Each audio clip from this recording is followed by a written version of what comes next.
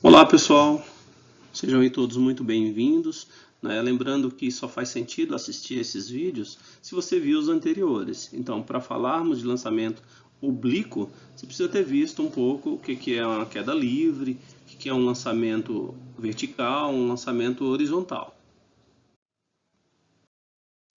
Bom, o que é um lançamento oblíquo? Para simplificar, esse oblíquo indica que ele foi lançado na diagonal. Se fosse na vertical para cima ou para baixo, nós teríamos queda livre ou lançamento vertical. Na horizontal, o próprio nome já diz, um lançamento horizontal. Então, para um ângulo entre 0 aqui e 90 graus, a gente tem um lançamento oblíquo, né? E após o lançamento, esse objeto passa a desenvolver dois movimentos. Um de sobe e desce na vertical, que é um MUV por conta da aceleração da gravidade, e um deslocamento horizontal aqui, né, que é um MU. Então, aí, na horizontal é MU, na vertical a gente tem um MUV. Lembrando que, adotando essa posição aqui na figura como zero, a gente vai ter sempre posição inicial igual a zero. Tem uma velocidade no eixo x, e essa velocidade em x é constante. Isso porque se trata de um MU, né? Agora, na vertical é um MUV. Função horária do MUV, a gente já conhece muito bem, né? O S agora é um SY. Existe uma posição inicial em Y, né? Que nada mais é que essa altura. Nessa imagem seria os 2 metros. E existe uma velocidade inicial em Y também. Veja que isso difere lá do lançamento horizontal. Então, tem uma velocidade em x que é constante e tem uma velocidade inicial em y. A aceleração é a aceleração da gravidade.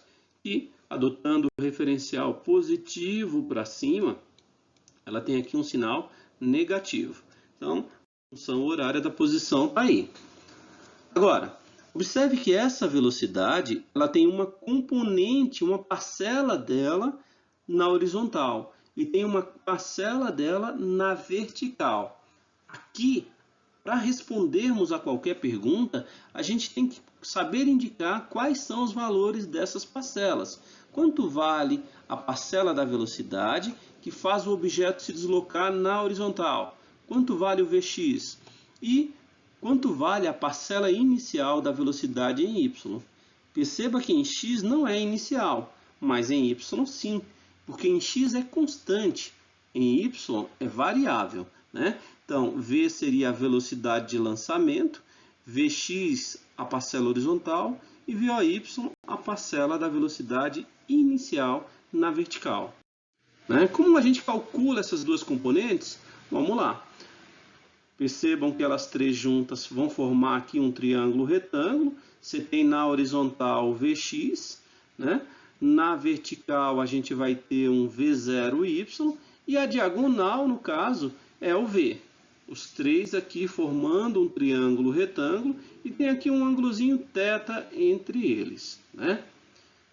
Bom, se conhecermos o valor de V e do ângulo θ, podemos determinar quais são essas parcelas. E é isso que eu vou mostrar como se faz. Usando aqui a relaçãozinha de seno e cosseno, a gente faz isso. Ó, só para lembrar, seno é o cateto oposto sobre a hipotenusa, né? Seno, cateto oposto pela hipotenusa. Então, tá aqui, o cateto oposto é o VOY. Se é seno, é separado. SE, seno, separado. A hipotenusa é a diagonal. Portanto, o seno é o VOY, né, ou V0y, sobre V, cateto oposto sobre hipotenusa. Passando aqui multiplicando, nós temos que o VOY é V seno θ. Certo? Agora, para achar a parcela vertical, para achar a parcela horizontal, usamos aqui o cosseno. Cateto adjacente sobre hipotenusa, né? Cosseno é o lado colado, ou seja, é o Vx. Então tá aqui, Vx sobre V. Passando multiplicando, a gente chega aqui na expressão que permite calcular a parcela Vx. Então tá aqui, Então, antes de mais nada, o primeiro passo em qualquer exercício sobre lançamento oblíquo, a gente precisa descobrir essas parcelas. Mas quase sempre é esse o caminho, né? Continuando, vamos a um exemplo. Um objeto é lançado para cima em um ângulo que forma 65 graus com a horizontal, né?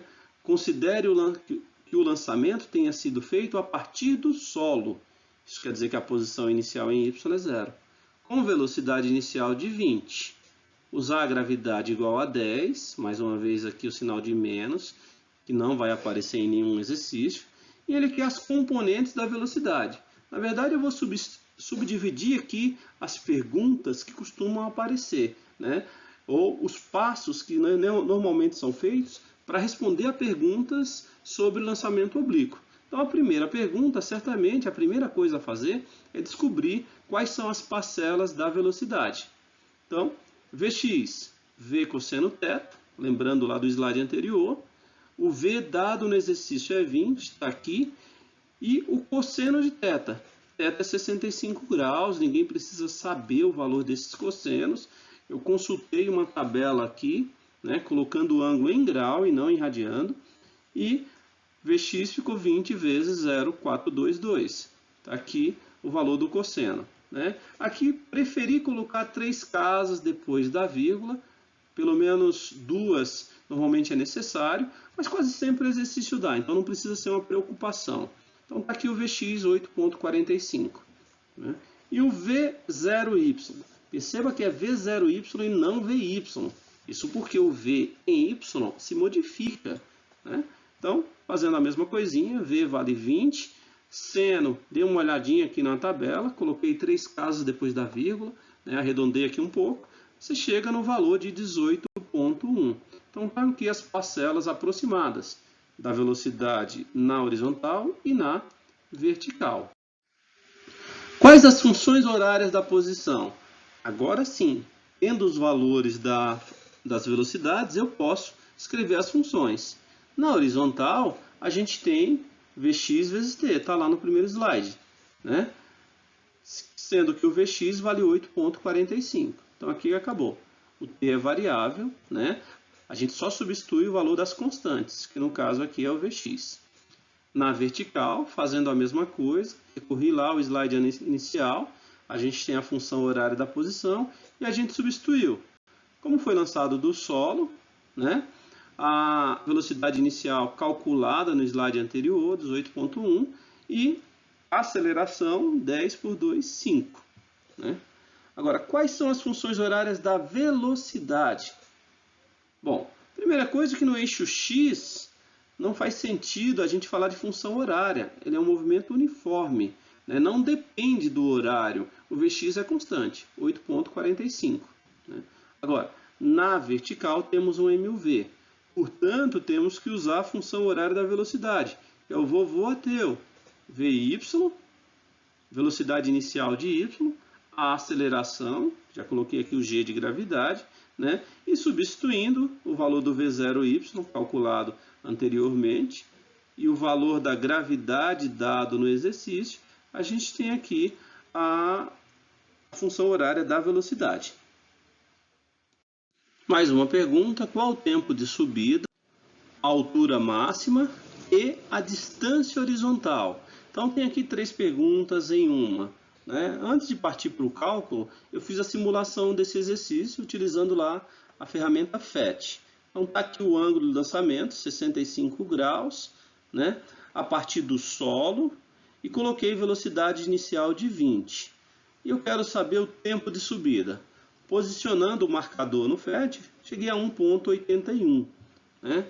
A altura máxima, que é a segunda pergunta, está aqui no texto, na imagem, 18,43. E a distância horizontal? Bom, no tempo 1,81, a distância percorrida é 18,43 metros. Né? No percurso inteiro, a gente deve obter o dobro desse valor. Mas vamos aos cálculos aqui. Tempo de subida, altura máxima e distância horizontal. Então vamos lá. Tempo de subida. Ora, temos que lembrar que o objeto sobe até parar, né? Isso é um movimento que se dá na vertical, portanto, temos que usar a função horária lá da velocidade feita anteriormente. Sobe até a velocidade chegar a zero. Então, coloquei zero aqui no lugar do VY, né? Chegamos a 18.1 menos 10t, passei o 10t para o outro lado, depois o 10 dividindo, chegamos aqui a 1.81 segundos. Então, esse é o nosso tempo de subida. Então, sempre que perguntar qual o tempo de subida, basta dizer que ele sobe até a velocidade chegar a zero. Aliás, precisa lembrar disso. E aí, velocidade, a gente usa a função horária da velocidade. Então, está aí o tempo de subida. Com o tempo de subida, a gente pode obter a altura máxima atingida, né? A altura, que no caso é posição. Então, qual o maior valor de S? Ora, é o valor de S para t igual ao tempo de subida. Então, vou colocar o 1.81 aqui no lugar do t.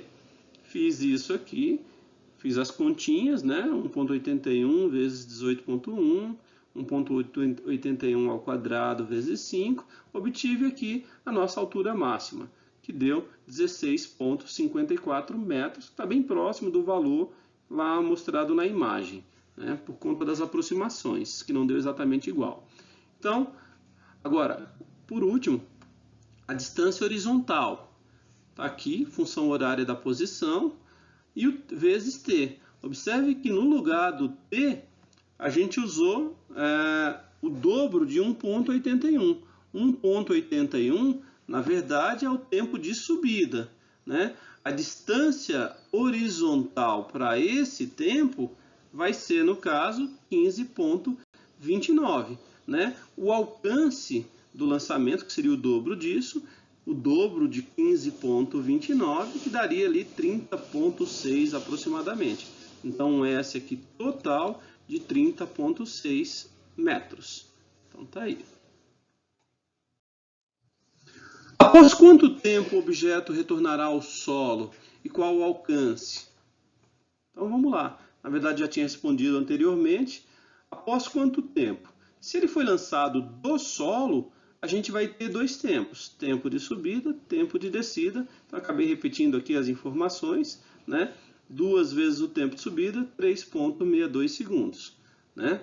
E qual o alcance? Sx, Vx vezes t, 8,45 vezes 1,81 vezes 2, eu estou dobrando o tempo aqui, e vamos chegar lá aos 30,6, como eu já tinha respondido anteriormente aqui, né? Mas resolvi reforçar para deixar mais claro. Letra F. Qual o módulo da velocidade do objeto ao chegar ao solo? Atentem-se à palavra módulo, né? Isso porque, de acordo com a referência, nós poderemos ter velocidade positiva ou velocidade negativa.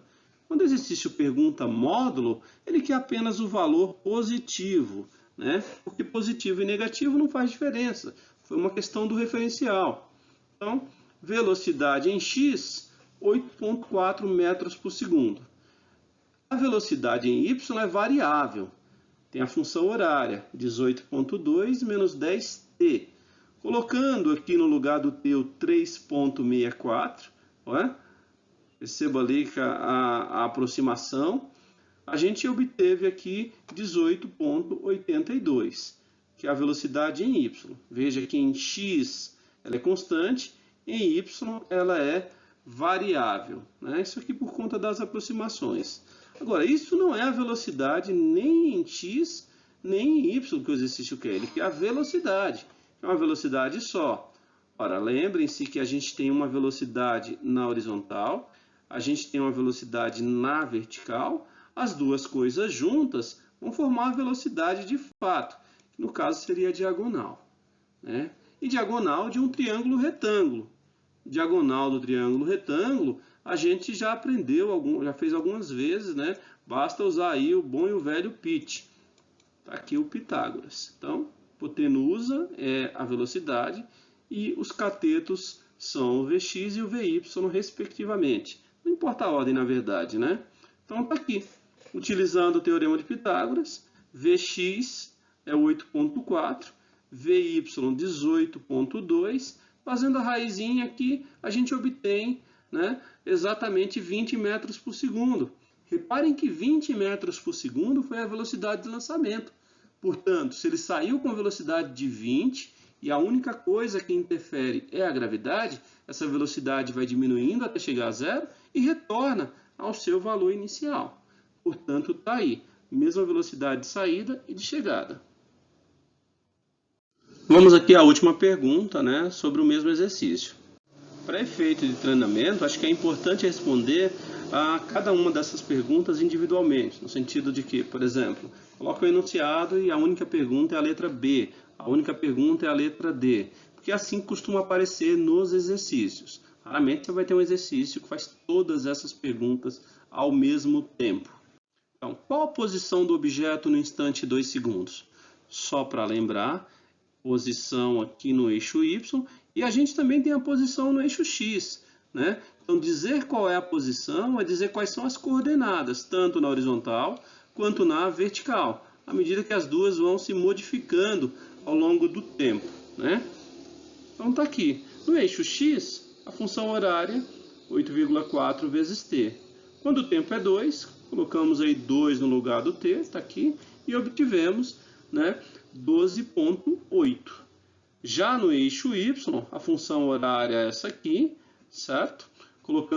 Fazendo a substituição, obtivemos aqui o valor de 16,4. Então, aí, posição em X, posição em Y, esse conjunto, esse par ordenado, é que vai representar a posição real. Então, espero aí que tenha sido claro, retomem aí com muita calma, né?